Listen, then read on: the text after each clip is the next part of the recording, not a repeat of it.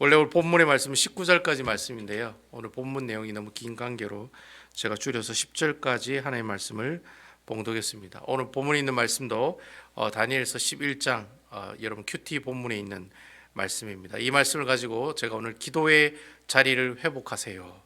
기도의 자리를 회복하세요라는 제목으로 하나님의 말씀을 증거하도록 하겠습니다. 오늘 다니엘 11장은 45절이라고 하는 아주 긴 장으로 되어 있습니다. 여러분 쭉 한번 읽어보시면 아마 3일 동안에 아마 큐티 말씀할 거예요. 내일도 하고 내일 모레도 가고 이래 아마 3일 정도 갈 건데 45절까지 나와 있습니다. 아주 구구절절하게 아주 긴 내용이 본문 내용으로 되어 있는데요. 오늘 본문에 있는 내용을 나오는 이 다니엘 11장은 다니엘의 예언장이다, 그렇게 많은 사람들이 얘기를 합니다. 왜 예언장이냐? 다니엘 11장이 45절의 긴 내용으로 되어 있는데 그 내용에 예언에 관한 내용이, 앞으로 일어날 일들에 대한 예언에 관한 내용이 무려 135개나 나오고 있습니다.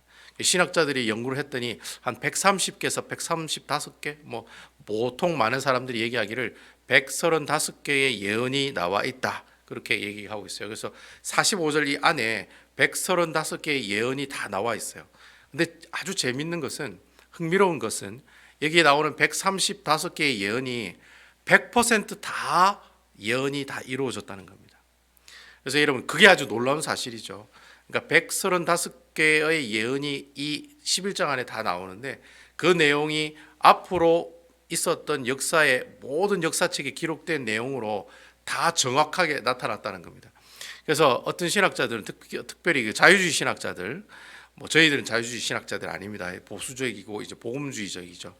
저희 ARP 교단도 아주 복음주의적이고 보수적인 그런 개혁주의를 표방하는 그런 교단입니다. 어쨌든 이 자유주의 신학자들은 이 135개의 예언이 너무 정확하게 맞으니까 뭐라고 얘기하느냐면, 이거 다니엘서를 기록할 이 다니엘서는 다니엘이 그때 자기가 기록한 것이 아니라 나중에 135개의 예언이 다 이루어지고 난 다음에 그걸 바탕으로 해서 그냥 종합 정리해서 기록한 글이다, 그렇게 얘기하는 사람들이 있어요. 그렇게 얘기하는 사람들, 보통 이게 이제 BC 4세기경에 있었던 일들이거든요. 다니엘 BC 4세기, 3세기 쭉 이런 이때 이제 있었던 내용들인데, 만약에 그 사람들이 주장하는 내용처럼 얘기하면 BC가 아니라 AD로 넘어가요. AD로 넘어가니까 이건 굉장히 차이가 많이 난다는 거죠. 제가 여러분들에게 성경을 설교를 할 때 항상 그런 얘기를 하잖아요. 성경은 누가 지었냐, 누가 읽느냐가 중요하다고. 그러니까 누가 읽고 누가 적느냐가 누구인가가 이렇게 정확하게 기준이 잡혀져야지 이 말씀의 내용을 정확하게 해석해 나갈 수가 있다는 겁니다. 그러니까 자유주의 신학자의 말을 인용해서 얘기하면 이 얘기는 이미 다니엘이 죽고 난 다음 이후에 있었던 내용으로 기록된 글이고요. 그 읽는 사람들도 어떻게 해요? 틀리겠죠. 근데 이제 우리가 생각하는 이 다니엘서는 그 당시 바벨론 포로로 잡혀가 있던 바로 이스라엘 백성들에게 읽으라고 준 책이다. 우리들은 그렇게 생각하고 있고 저희들도 그렇게 믿고 있고 그 내용이 맞다라고 저희들은 확신하고 있는 그런 상황이에요. 어쨌든 그런 내용들이 오늘 바로 다니엘 11장의 내용에 잘 기록되고 있다라고 하는 겁니다. 제가 항상 그 성경을 가르칠 때 성도들에게 그런 얘기를 해요. 창세기 1장 1절이 안 믿어지면 성경이 하나도 안 믿어진다고. 여러분 창세기 1장 1절이 뭡니까? 태초에 하나님이 뭘 창조하시니라? 태초에 하나님이 천지를 창조하시니라. 그러니까 이 구절이 이해가 되지 않고 믿어지지 않으면 나머지 나오는 내용을 믿을 수 있을까요? 없을까요? 절대 믿을 수가 없다는 거죠. 그래서 창세기 1장 1절이 믿어져야지만이 뒤에 나오는 모든 내용들이 다 믿어지게 된다라고 하는 겁니다. 어쨌든 간에 여러분, 우리가 하나님의 말씀을 믿는다고 하는 그 자체가 하나님의 은혜인 줄로 믿으시기 바랍니다. 내가 믿음을 가지고 있다 할 때 이 믿음은 내가 스스로 어떻게 해서 만들어내는 믿음이 아니에요. 절대로 아니에요. 전적으로 하나님이 주시는 은혜로 그 믿음을 얻을 수가 있다라고 하는 겁니다.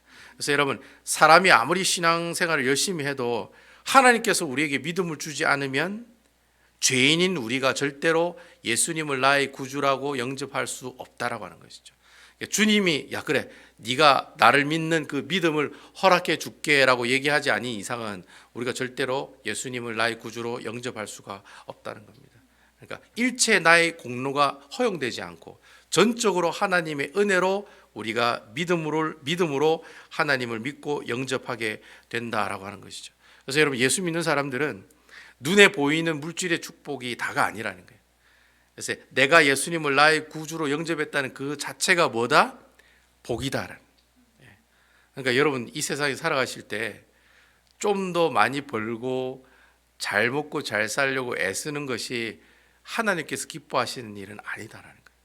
그래서 내가 예수님을 믿었다는 것 자체가 어떻게 해요? 그게 복이라고 하는 거죠. 그래서 사도 바울 선생이 항상 얘기하잖아요. 자족하는 삶을 살아가라고.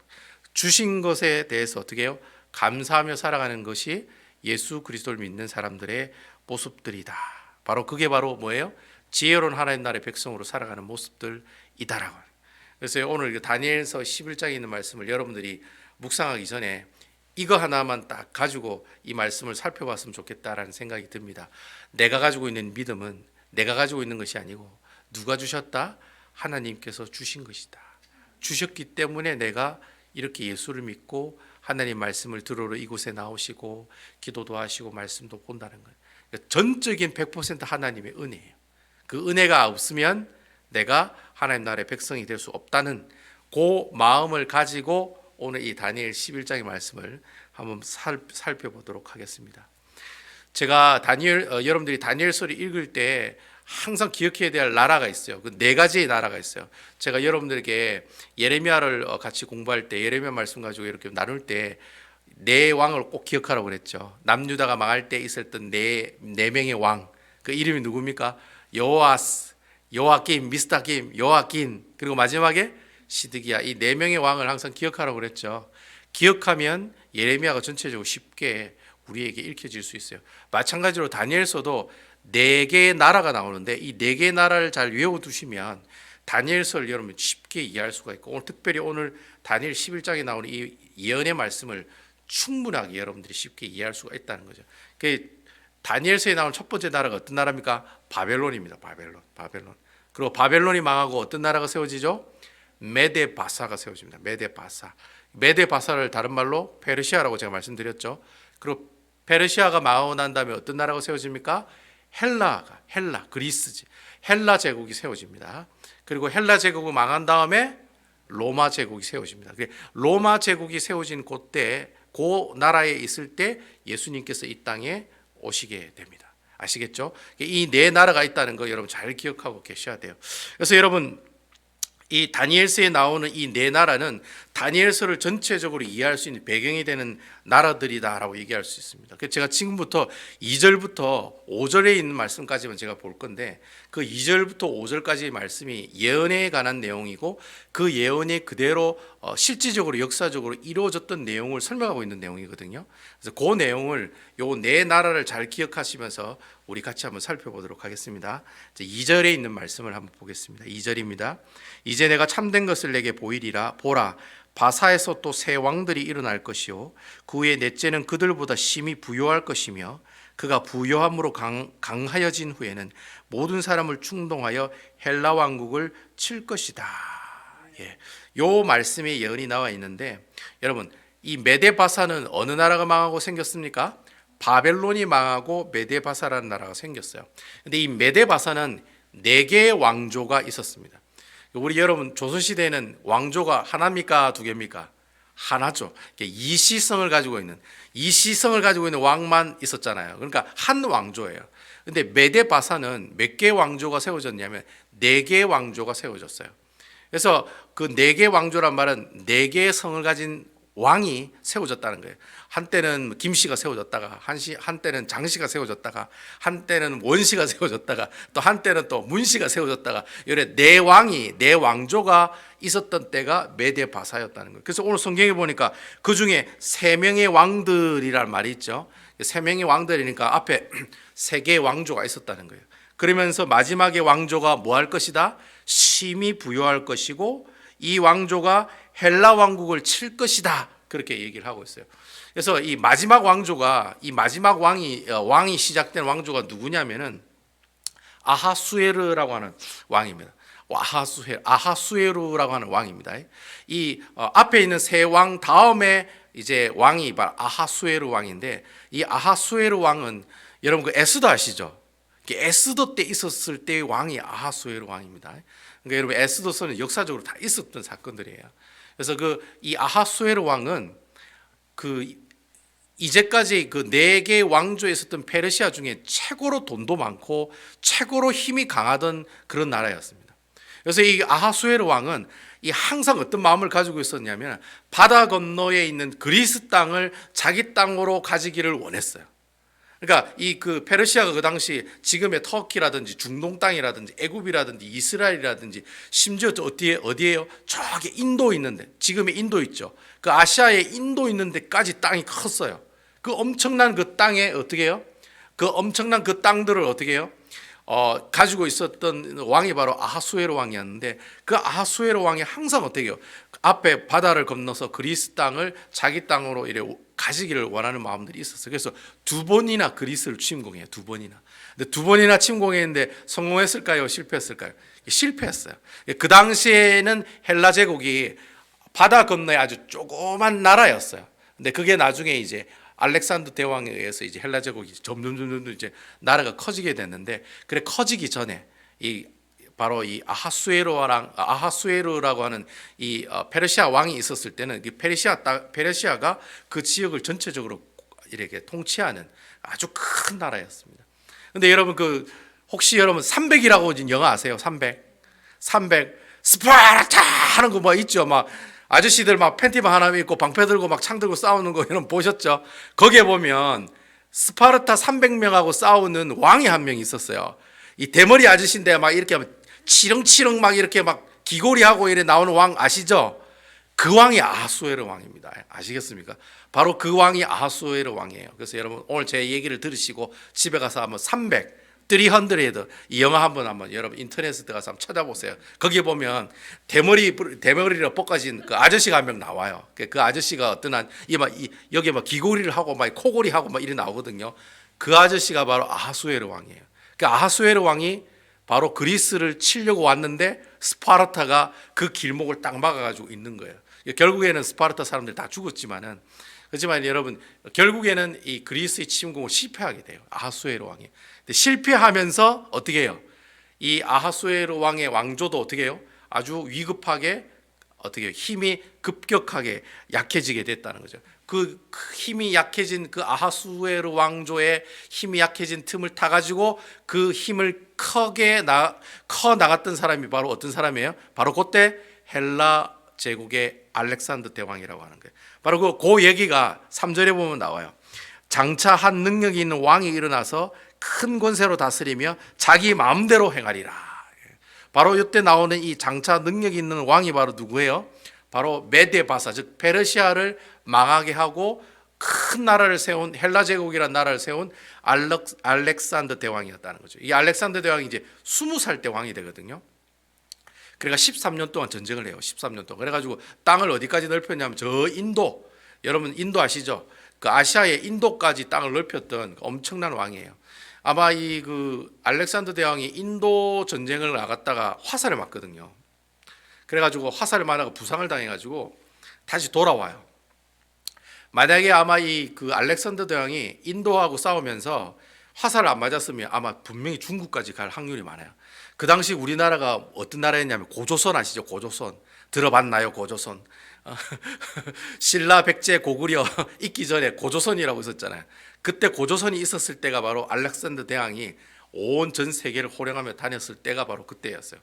만약에 그때 부상을 안 당했으면 아마 알렉산더 대왕이 분명히 중국까지 와가지고 다 점령을 했을 거예요. 그 정도로 아주 강력한 군대를 가지고 있는 왕이었는데, 근데 이 왕이 아주 젊은 나이에 요절합니다. 33살 때 말라리아에 걸려가지고 결국엔 젊은 나이에 죽고 말아요. 근데 죽을 때 유언을 어떻게 했냐면은 그 옆에 있는 신하가 왕이시여 어떻게 후사를 어떻게 세울까요?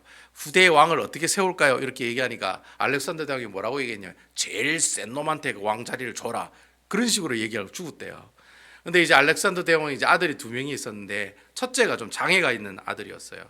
둘째도 있었는데 결국에는 제일 센 놈이 왕되게 하라니까 어떻게 해요? 그 아들한테 왕이 이래 넘어가는 게 아니라 누구한테 넘어가겠어요? 옆에 있는 신하들이 막 다 들고 일어섰겠죠. 결국에는 아들 둘하고 부인들도 다 암살을 당하고 결국에는 그 헬라 제국을 통치하는 12명의 장군이 있었는데 그 12명 장군들이 막 치고받고 싸우는 거예요. 왕이 되려고. 그러다가 이제 서로 싸우고 죽이고 해가지고 결국 4명의 장수가 남았어요. 이 4명의 장수가 어떻게 해요? 나중에는 이 헬라 제국을 4등분으로 나눠요. 4분의 1, 4분의 1, 4분의 1로 나누어서 통치를 하게 되는데 바로 그렇게 통치를 하게 되는 그 내용이 바로 4절에 보면 나와요. 4절에 보시면 그러나 그가 강성할 때 그 이 나라가 갈라져 천하 사방에 나뉘을 것이나 그의 자손에게로 돌아가지도 아니할 것이요 또 자기가 주장하던 권세대로 되지 아니하리니 이는 그 나라가 뽑혀서 그 외 다른 사람들에게 돌아갈 것임이라. 그래서 이제 헬라 제국이 알렉산더 대왕이 죽고 난 다음에 4나라로 이제 만들어지게 되는 거예요. 그 보면은 뭐 카산드로스, 뭐 리시마쿠스, 뭐 셀루쿠스, 그다음 뭐 프톨레메 이렇게 4나라가 이렇게 만들어지는데 뭐 카산드로스 같은 거는 옛날에 알렉산더 대왕의 고향 그리스 땅 고기를 이제 관리하는 그런 나라가 됐고요. 그리고 리시마쿠스라고 하는 나라는 지금의 터키, 소아시아 아시죠? 소아시아 7교회가 있는 그 지역을 관리하는 그런 나라가 됐고요. 셀레쿠스라는 데가 바로 지금의 이제 바벨론 땅 그리고 또 뭐 여러분 그 알렉산더 대왕이 아주 크게 관리했던 그 중동 지역 그리고 이스라엘 땅까지 합쳐가지고 그 지역을 관리하는 그런 왕조가 하나 나왔고 또 마지막에는 이제 애굽 땅에 이제 프톨레미라고 하는 장수가 애굽 땅의 프톨레미 왕조를 이제 만들게 돼요. 이 4나라 중에 제일 강한 나라가 이제 프톨레미 왕조였어요. 그래서 오늘 성경에 보면은 여러분 5절에 보시면 남방왕 그리고 뭐 북방왕 이런 얘기가 나오잖아요. 5절과 6절에 보시면 남방왕 북방왕이라는 얘기가 나오는데 이 남방왕이라고 하는 이 왕이 어느 왕조예요? 바로 프톨레미 왕조예요. 프톨레미 왕조. 그러니까 애굽을 다스리고 있는 왕조. 프톨레미 왕조. 예, 그리고 또 북방왕은 셀레쿠스 왕조예요. 셀레쿠스 왕조. 그러니까 그 당시 4나라가 있었지만은 그래도 두 나라를 그 패권을 다투는 왕은 2나라였어요. 북쪽에 있는 셀레쿠스와 남쪽에 있는 애굽을 다스리고 있는 프톨레미 왕조. 이 두 왕조가 서로 치고받고 싸우는 그런 얘기가 계속 여러분 오늘 19절까지 그 내용이 계속 나오는 거예요. 북방왕의 뭐 오늘 본문의 내용을 계속해서 얘기하다 보면 뭐 그런 내용이 있죠. 남방왕 딸이 북방왕으로 시집 갔는데 그 시집간 그 딸이 나중에는 그 손주하고 다 어떻게 돼요? 몰살이 됩니다. 왜냐하면은 이 남방왕 딸을 북방왕 시집 보낼 때 조건이 있었는데 그 밑에 나온 그 아들을 어떻게 한다? 계속해서 왕으로 이렇게 계승시킨다고 했는데 북방왕에서 뭐 그걸 어디 허용하도록 하겠습니까? 아니죠. 그래서 오히려 그 사람들 다 죽여버리고 다른 혈통으로 또 왕으로 이렇게 가져가니까 남방왕 쪽에서는 네 옛날에 약속했는데 왜 그랬냐 해가 또 공격하고 또 북방왕이 그것 때문에 또 항복한다 이래 항복하고 또 나중에 또 뭐 어떻게 합니까? 북방왕이 또 세력을 키워가 남방왕을 또 공격하고 이래 옥신각신한 그 내용이 바로 어디에 나오느냐? 바로 11장 5절부터 19절까지 내용. 그 내용이 바로 그 내용입니다. 근데 그 내용들이 다 어떻게 해요? 실질적으로 역사적으로 일어났던 그 사건들이라는 거예요. 제가 여러분들에게 세세하게 그 사건들에 대해서 얘기하는 데는 좀 시간이 많이 걸리겠습니다. 뭐 어쨌든 19절까지 내용이 그런 내용입니다. 이 프톨레미오 왕조와 셀루쿠스 왕조가 서로 부딪히면서 이렇게 싸우는 그런 내용이 글이 계속해서 19절까지 나오고 있다라고 하는 거예요. 계속해서 반복돼요. 그런 내용이 나오다가 나중에 이제 북방왕의 뭐 안티오쿠스 3세가 나오고 안티오쿠스 4세가 나오고 그래가지고 뭐 또 이렇게 뭐 또 유대인들이 또 반란을 일으키고 그리고 또 유대인이 하스몬 왕조가 세워지고 하스몬 왕조가 넘어지면서 이제 로마 제국이 드디어 이제 그 예루살렘 땅 근처까지 이래 내려오는 그리고 난 다음에 그 땅에 누가 오세요? 예수님께서 그 땅에 오시는 그런 역사적인 어떤 쭉 흐름들이 바로 다니엘서 11장 안에 다 그 예언의 내용들이 그대로 하나 반복되면서 하나하나 정확하게 그 예언의 말씀이 이루어지고 있는 내용이 바로 오늘 11장에 나오는 말씀이다라고 하는 겁니다. 제가 뭐 여러분들에게 지금까지 쭉 역사의 한 편의 내용들을 쭉 이렇게 읊어드렸는데요. 사실 오늘 이 귀한 말씀을 통해서 하나님께서 우리에게 주시는 영적인 교훈이 그겁니다. 뭐냐면은 세상의 흥망성쇠를 주관하시는 분이 누구이시냐? 그런 질문을 던졌을 때 누구이십니까? 바로 우리 여호와 하나님이시라는 거예요. 거기에 뭐 알렉산더 대왕이 나오고 그 사람이 죽어가지고 네 왕조가 나오고 그 중에서 두 왕조가 서로 치고받고 싸우고 이러한 것들이 꼭 자기들끼리 그렇게 싸우고 세력 다툼하고 망하고 세워지고 하는 것처럼 보이는지 몰라도 결국에는 그 일들을 주관하고 계시는 분이 바로 누구시라는 겁니까? 여호와 하나님이시라는 거예요. 세상이라는 게 그냥 흘러가는 것처럼 보여도 그 모든 역사의 흐름에는 다 누가 계세요? 여호와 하나님이 계신다는 거예요. 여러분들이 지금 한국에 사시다가 미국에 이민 오셔서 여기 요새 터전을 닦으시고 가게 하시고 사업하시고 지금까지 이렇게 자녀들 키우시며 사신 이 모든 것들이 모든 주인공의 역사가 여러분들일 수 있지만, 하지만 여러분들이 그렇게 살아가도록 주위에서 어떻게 해요? 하나님께서 이끌어 주시고 땡겨 주시고 간섭해 주시고 여러분들을 지금까지 이곳 자리까지 인도해 주게 해 주신 분이 바로 누구이시다? 바로 여호와 하나님이시다. 그러니까 역사의 주인이 누구세요? 히스토리, 예수님이시라는 거예요. 하나님이시라는 거예요. 그러니까 우리가 구구절절하게 이러한 역사의 흐름을 우리가 살펴봤지만 그러한 역사의 모든 흐름 가운데서 누가 계신다는 거예요? 여호와 하나님이 바로 주인이시고 그분의 이끄심으로 흘러가는 것이 바로 오늘날 우리가 살고 있는 이 세상 역사의 한 부분이고 또 지금 우리가 살고 있는 현장이고 장소라는 거예요. 그래서 이러한 것들을 두고 좀 유식한 말로 뭐라고 얘기했냐면 역사의 주인은 하나님입니다. 이러한 사실을 가지고 우리가 세상을 바라본다라고 해서 이걸 좀 유식한 말로 뭐라고 얘기하냐면 신학교에서는 그렇게 얘기합니다. 신본주의 역사관이다. 그렇게 얘기해요. 그러니까 우리가 역사를 바라보는데 세상적인 관점으로 역사를 바라보는 것이 아니라 어떤 내용으로 하나님의 눈으로 이 세상을 어떻게 해요? 이 역사를 바라본다라고 하는 거예요. 그러니까 머리부터 발끝까지 누가 터치하신다는 거예요. 하나님 터치하신다는 거예요. 머리부터 발끝까지 우리 장로님, 권사님, 우리 안수집사님 모든 것들을 누가 터치하세요? 여호와 하나님이 터치하시고 여호와 하나님이 주관하신다. 이걸 두고 우리가 뭐라고 얘기하느냐? 신본주의 역사관이다. 그러니까 하나님 중심으로 세계를 바라본다. 하나님 중심으로 역사를 바라본다 라고 해서 신본주의 역사관이다 라고 이렇게 우리가 얘기하고 있다라고 하는 것입니다. 하나님께서 이 다니엘서를 읽는 사람들이 누구라고 그랬습니까? 바로 바벨론 포로로 가 있는 이스라엘 백성들이라고 그랬죠. 이스라엘 백성들에게 얘기하고 싶었던 내용이 뭐냐? 이 글을 읽으면서 무슨 얘기를 하고 싶었을까요? 너희가 바벨론한테 망하고 지금 쫄딱 망해가지고 지금 이렇게 포로 가운데 있고 지금은 바벨론이 망하고 페르시아가 왕이 되어 있는 그런 상태에 있지만, 하지만 그러한 모든 것들을 주관한 사람은 바로 누구다? 바로 나다라는 거예요. 바로 하나님께서 그렇게 하셨다는 거예요.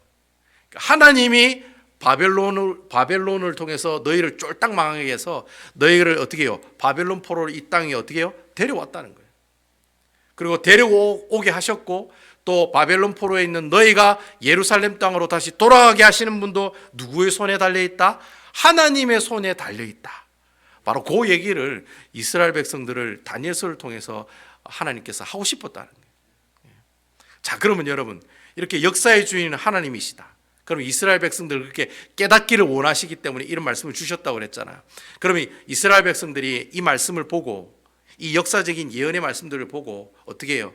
하나님께서 이 역사의 주관자이시다, 주인이시다라는 사실을 알았어요. 그러면 여러분, 이스라엘 백성들이 과연 이 바벨론 포로 가운데 있을 때 어떻게 살아야 될까요? 여러분, 어떻게 살아야 될까요? 하나님 중심으로 살아야 되겠죠. 그 하나님 중심으로 산 대표적인 인물이 누굽니까? 바로 다니엘이라는 거예요. 그러니까 하나님께서 이 다니엘서에 나오는 이 말씀을 통해서 주시고자 하는 말씀이 그거예요. 야, 네가 바벨론 포로로 오고 다시 돌아가게 하는 것은 누구다? 여호와 하나님이시다. 네 인생을 지금까지 터치하고 계시고 이끌어 주시고 간섭해 주시고 만져 주신 분이 누구냐? 하나님이시라는 거예요. 그러면 그 하나님이면 그럼 너는 지금 바벨론 포로에 있는 너는 어떻게 해야 되느냐라는 거예요. 어떻게 해야 돼요? 다니엘처럼 살아야 된다는 거예요. 여러분, 다니엘이 어떻게 살았습니까? 항상 하나님께 겸비하는 마음으로 무엇을 했습니까? 그렇습니다. 하루에 3번 예루살렘 성전을 향해서 기도하는 삶을 살아갔다라는 거예요. 그러니까 하나님이 이스라엘 백성들에게 지금 당장 원하는 게 그거예요. 다니엘처럼 살아라는 거예요. 순간순간 하나님이 내 삶을 터치하시고 내 모든 삶의 주관자가 되시는 분이 주님이라는 사실을 인식하면서 하나님 앞에 어떻게 하라는 거예요? 기도하는 자리에 나오라는 거예요. 그래서 여러분, 기도라고 하는 것은 단순히 우리가 하나님 내 뜻대로 내 의지대로 이렇게 살게 해 주세요 라고 기도하는 것이, 그게 기도가 아니라는 거예요. 여러분, 기도라는 건 뭐냐? 다니엘처럼 자신의 삶의 주인은 주님이십니다. 이러한 사실을 깨닫고 순간순간 그 일어나는 그 일들을 통해서 내 뜻이 아니라, 기도란 이런 거예요. 내 뜻이 아니다, 하나님의 뜻으로 하나하나 복종시켜 나가는 것이 바로 하나님께 기도한다라고 하는 뜻의 의미다라는 거예요. 그러니까 내가 하나님께 기도합니다라는 뜻이 뭐예요? 내가 가지고 있는 모든 의지와 생각을 다 어떻게 해요? 하나님의 의지와 생각으로 체인지 시켜 나가는 것이 바로 뭐예요? 그게 기도라고 하는 거예요. 주여 이거 해 주시옵소서, 저거 해 주시옵소서, 이렇게 하나님께 강권하여 하나님께서 가지고 계시는 그 뜻들을 내 뜻으로 관철시키는 것이 기도가 아니라, 나는 이런 뜻을 가지고 있었는데 기도하다 보니까 하나님이 그게 아니라는 거예요. 야, 그게 아니야, 너 이렇게 해야 돼.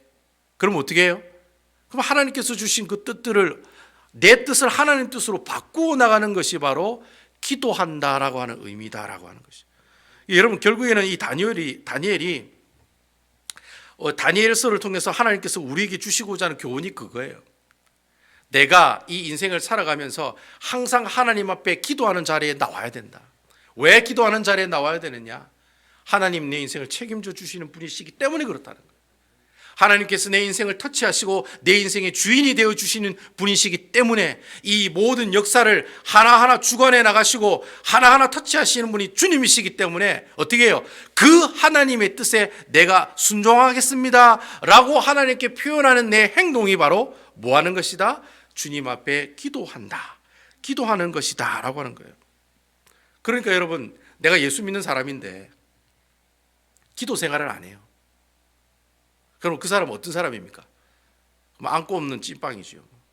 고무줄 없는 팬티죠. 고무줄 없는 빤스죠. 빤스. 어떤 목사님 그러더래요. 고무줄 없는 빤스. 그 다음 오아시스 없는 사막이죠. 아무것도 아니라는 거예요. 주는 그리스도시요 살아계신 하나님의 아들이라고 고백하는 믿음의 사람들이 이 세상의 모든 주인은 주님이십니다. 고로게 나는 내 뜻이 아니라 하나님의 뜻에 순종하기 위해서 주님 앞에 기도의 자리에 나아갑니다라면서 기도 생활을 하지 않는 사람이라면 그 사람은 어떤 사람이에요? 그 사람이 믿음을 가지고 있는 제대로 신앙생활하는 사람이 아니다라고 하는 거예요. 저는 여러분들이 이 다니엘처럼 이 세상의 역사는 하나님이 주관하신다, 하나님이 내 모든 삶의 시시콜콜한 것까지 다 간섭하시는 분이시다, 이러한 신분주의 역사관을 가지고 여러분들이 어떻게 해야 돼요? 겸비한 마음으로 하나님 앞에 무릎 꿇고 기도하는 자리에 나오시는 것, 바로 그게 바로 하나님께서 이 다니엘서를 통해서 이스라엘 백성들에게 요구하시는 하나님의 영적인 교훈의 말씀이라고 하는 거예요. 여러분, 미국의 대통령을 세우시는 분은 누구세요? 하나님이세요. 여러분, 뭐 보수당 사람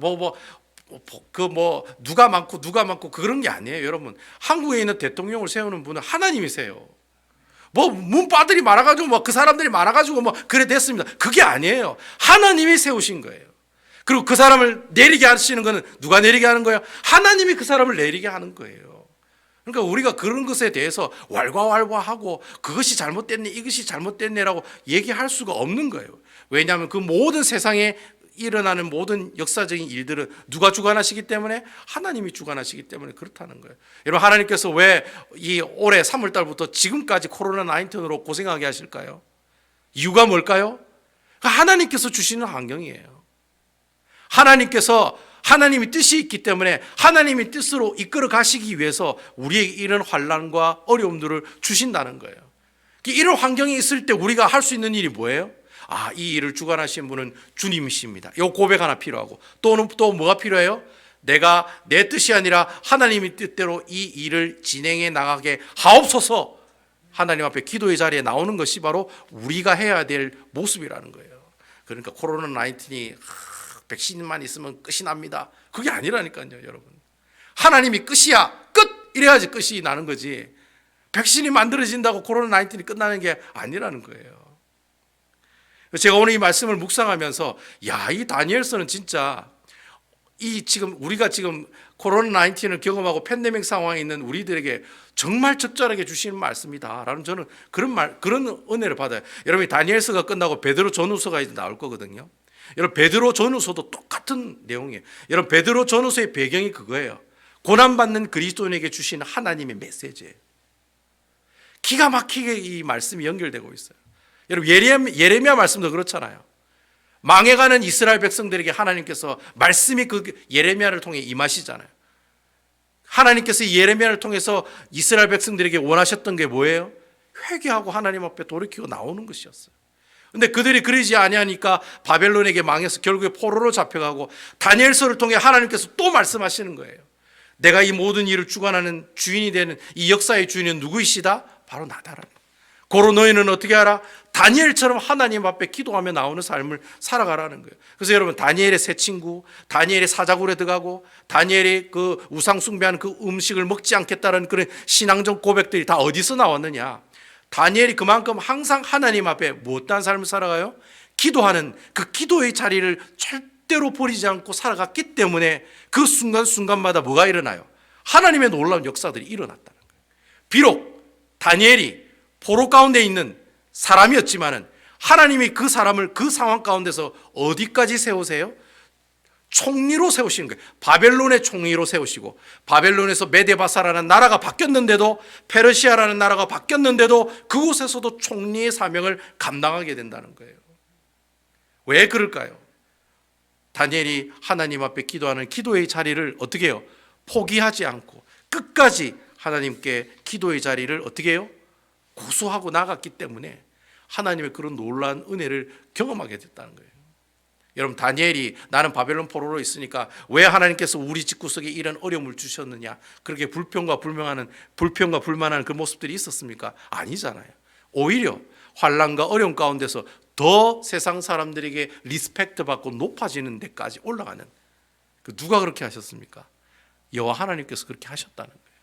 저는 여러분들이 다니엘이 경험한 그 경험들처럼 오늘 여러분들이 어려운 코로나19 상황에서도 다니엘이 경험한 그 놀라운 경험을 해나가는 모습들이 있기를 주님의 이름으로 축원을 드리겠습니다.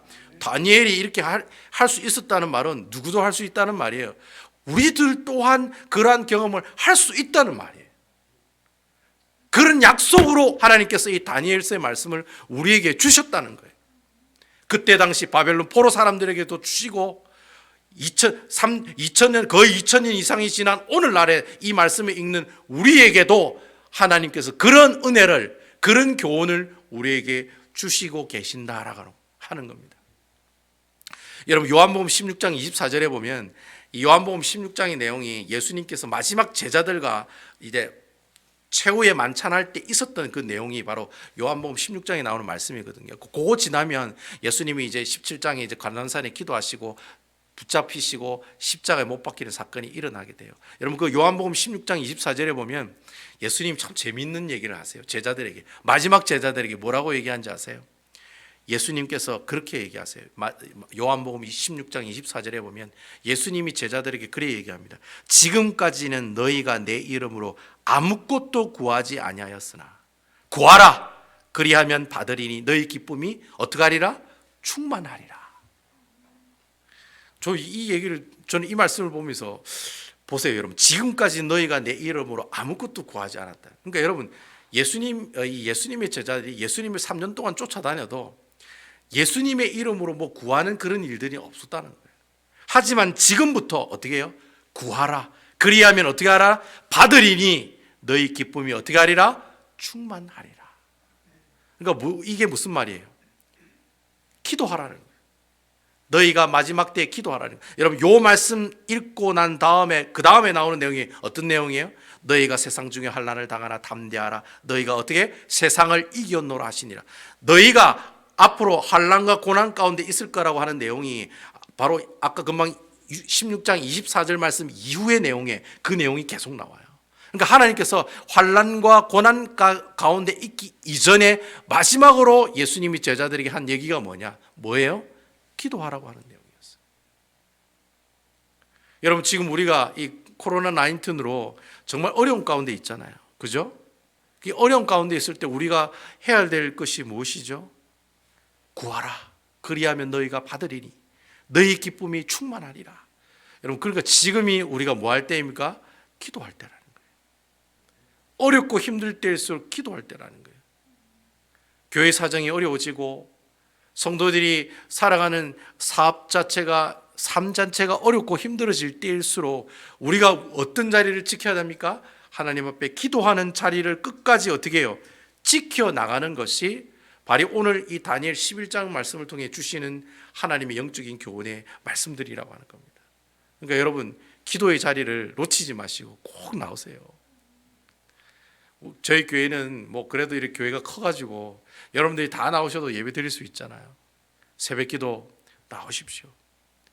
그리고 여러분 저녁 기도에 시간 되시면 나오세요. 그리고 여러분 오늘처럼 수요 예배 때도 시간이 되시면 주님 앞에 나오시기 바랍니다. 이게 바로 다니엘서를 통해 우리에게 주시는 하나님의 귀한 교훈의 말씀이에요. 기도하라는. 너희가 기도할 수 있을 때 어떻게 하라? 기도하라는. 기도하면 하나님께서 어떠한 역사가 나타나요? 다니엘에게 주셨던 그 하나님의 축복이 동일하게 우리에게도 어떻게 해요? 임하는 역사가 나타날 줄로 믿습니다.